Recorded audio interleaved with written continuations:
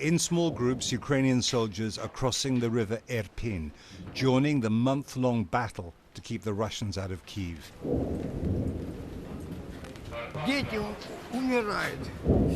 It's bad, said Pavlo, one of the last civilians leaving. Children are dying, everyone is dying. Only a few other civilians are coming out of the ruins. Slava emerged, desperate to save her dogs. Thousands of civilians came this way when the war started, but now this whole area has been swept up by the fighting.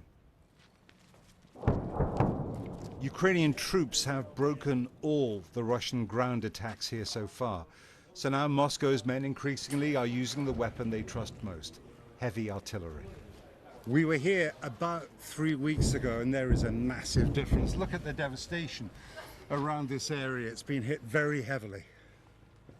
The shelling makes all movement here dangerous, so the command posts are underground. The Ukrainians say the Russians have only a toehold in Irpin. Outside, they've been pushed back. You say they can't get into the city. Why is that? Apart from your own resistance, what do they lack? Commander Oleg said the Russians don't have the combat power, his men are hitting their supplies, and in Kyiv there'd be armed citizens shooting from every window and door. They know the Russians want to break their will to resist. Among the men here, one who came home to fight after 25 years in Britain. Everybody fears for their lives. But most important, it's a freedom of our nation and future of our nation. What should the British do? Thanks a lot to British, they helping a lot, and I believe they can support us not only with weapon but with good political decisions to help to stop the war.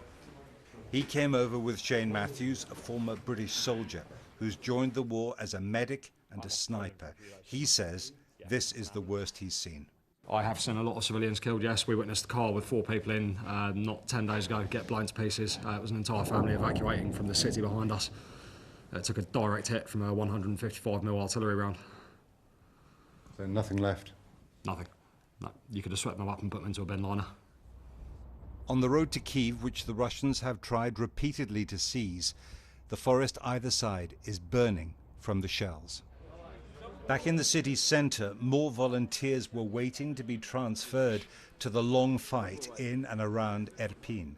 It was quiet, a little tense. They knew what would be waiting for them. Katrin had a few minutes with her son. She's a sniper. She said his name is Nikita. He's 18 months old. I will kill, she said, to protect his future.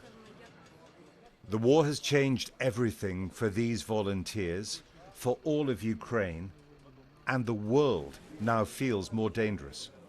Whatever happens in the battles that these soldiers are going to fight, it's clear already after a month that this is the biggest threat to international peace and security in decades, and the consequences, the impact of this war is already being felt beyond the borders of Ukraine. The younger ones were born when Europe was hopeful in the 1990s. The men in their 60s grew up when this city was part of the Soviet Union. It was time to say goodbye. The old drumbeat of the Cold War, of the risks of confrontation between the big powers, is back for a new generation.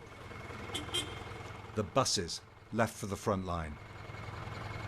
Jeremy Bowen, BBC News, Kyiv.